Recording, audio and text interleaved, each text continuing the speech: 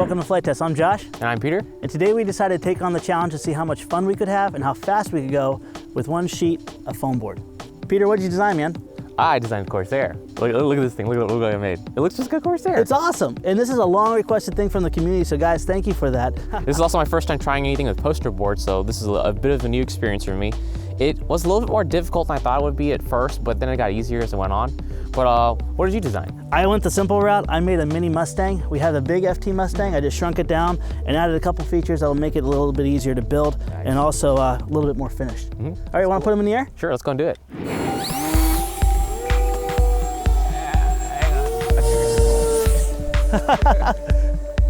Well, we got the typical Ohio weather, which means cold and windy.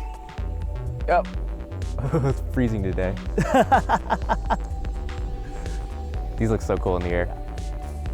Now this is a fun challenge here. During the winter, we don't want to do any big projects. We want to be able to have people go out their backyard and fly and have some fun. So minis is really what we focus on over the course of the winter. And this is kind of a fun challenge because we immediately said, let's see what we could do with just one sheet of foam board. But also, speed comes into mind because oftentimes when you go smaller, you can also go a lot faster. Yep. Look at that. Just put them in the wind, they really actually slow down quite nicely. Now there's a couple different things you can do to get faster. One thing you can do is obviously put a bigger motor on. In this case, we're flying a mini quad motor called a 2204 2300 kV. And if you guys are wondering what those numbers mean, we have a really good beginner series video where it talks about motors, ESCs, props, things like that. But by using this motor and going up and down in battery voltage, so say going from a 2-cell to a 3-cell and a 3-cell to 4-cell, we can actually change the characteristics of the plane immensely. But there's a couple things we got to watch out, isn't there? Yep. One thing you got to worry about is your amp draw too when going up in cell count. Usually when people go up in cell count, they usually drop a diameter in a propeller. They usually drive it by 1 inch or so.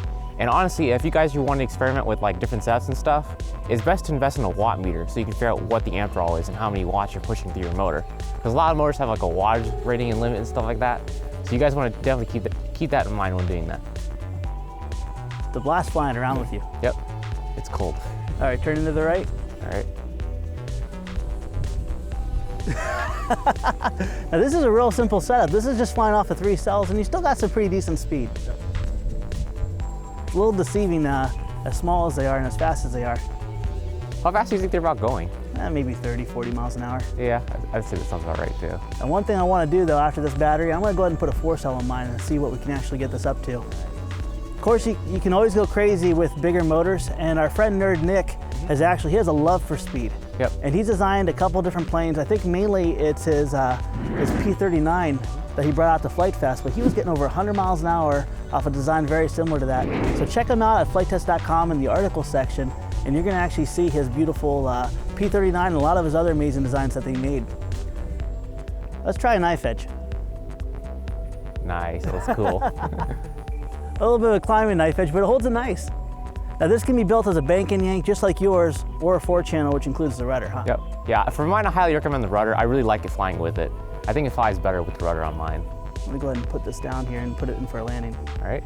I'm gonna go ahead and put a 4-cell in. What do you think? Nice, I think you should do that. There we are. I'll bring mine in too. Yeah, for as small as these things are, they really do eat up quite a bit of space too. It's deceiving, isn't it? Yeah.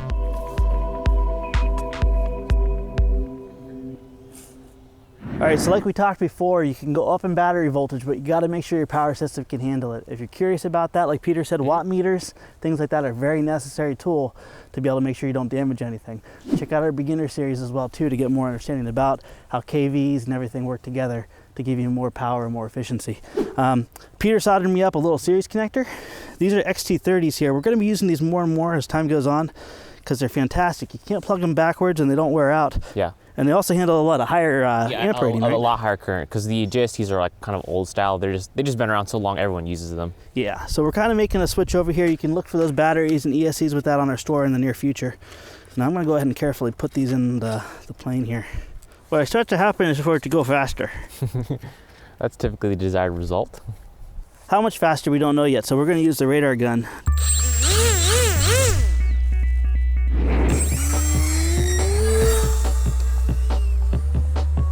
It's definitely faster. All right, you ready, Peter? Yeah, go for it. I didn't get it. Try again. All right, I'm gonna have to get closer to Peter's head apparently. Here we go. 64. 64? Yeah, you got 64 miles an hour. All right, you know what? Let's take a walk. I'm gonna walk out closer to Peter so I can really line up on him. That's pretty good. That's not too bad for a 4-cell on a stock simple setup. Here we go. 54. Ah, so 64, 60 miles an hour is probably gonna be our best, huh? Yep, you went down, you're going downwind too, so you got a tailwind working for you. I'm giving everything I can do for my favor. Faster, faster, faster, come on. Woo, that was close. 64, right on the dot. It can't go any faster. Well, we know now. So Peter really wanted to go nuts and take things to a whole nother level with a more advanced setup. What do you do, Peter? Well, I took the Corsair and then I cut the wings off. All right, what'd you do to this thing? All right, this is like the 4th attempt. The last time I flew it hit the side of the building. You were inside, you know all I about heard that. it. But I glued it back together. This is probably not going to work for the actual episode, but I'm going to keep filling around with it and see if I can get the track in a straight line at least. Good luck. That's better. There we go. Not much. It still pulls so badly to like one side.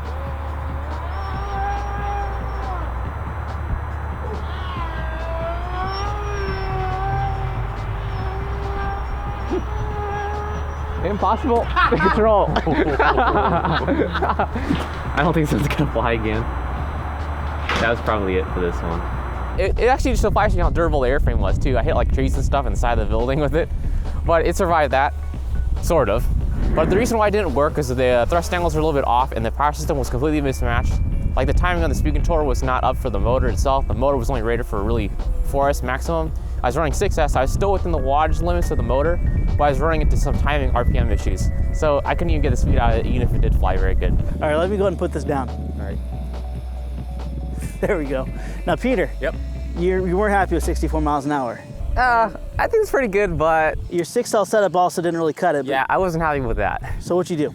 I took the other Corsair, a normal Corsair this time, and I put rocket motors on it. You want to go try it? Yeah. So Peter, what do you got here? Let's see. It got some E98s. It's got 2 of them because I want to see if I can make the wings, fold up. How are you gonna ignite this? We got a fuse in the bottom. We're gonna light that. You're not fuse. gonna electronically ignite it? Not electronically light it because the plane's already highly loaded already. How long does the fuse last? 5 to 7 seconds, give or take. Who's launching it? You're launching it. Safety first.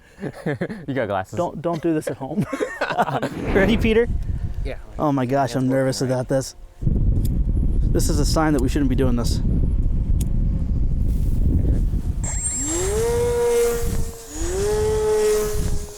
All right.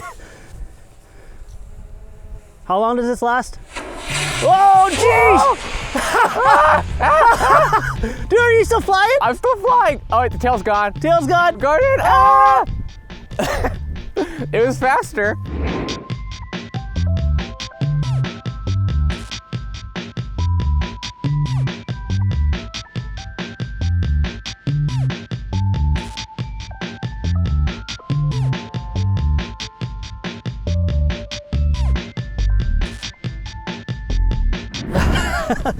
So did you have control over it at all? Yeah, I still had marginal control. It was super. It got touchier, way touchier. Oh, look at the Oh my gosh! There's nothing on the bottom! Oh my gosh! The tail's still there, like part of it. How can you wiggle your controls at all? But I tested the wing though. That's what I wanted to do. So the wing is good. How is the wing? Is it folded at all? Not at all. Kidding me. It's still exactly the way it was. The background of the fuselage has seen better days. All right, well, I guess it comes down to different motor placement, huh? Yep. That went awesome and not so well at the same time, but mostly awesome. Yep. Upon further analysis, the airplane and the thrust angles are great because it flew straight up, and then it started to get out of control as the tail started to fall apart and That's fall what off. happens when you blow flames past foam, right? I guess so. Yeah, I probably could have wrapped that in aluminum foil or something. But hey, look, the wing, it's not folded. That's awesome. That is kind of impressive, I guess. And that was really what you wanted to try out and see. Yeah, because I was not able to fold the wings in my testing with the actual model. I put a full throttle straight down and pull up as hard as I could, and I couldn't fold the wings. So I was hoping the rockets would do it, but Well, it's not a very good way to end an airplane, but it's a great way to end an episode. Sure. One thing we really love at Flite Test is we want to get people in the hobby economically, quickly, and in a very fun way. There's going to be plans for both this and the Mini Mustang, but also if you're new to the hobby and you've never built anything, we have great planes like the Tiny Trainer, the Explorer, all with free plans, free build videos. And if you want to cut your building time in half, you can do so by buying one of our speed build kits, which is also available in the store. Our electronics are made to swap from plane to plane, so your investment is minimal, but your fun is huge. It's maximized. Absolutely. Friends, I want to thank you for watching. We'll see you next time.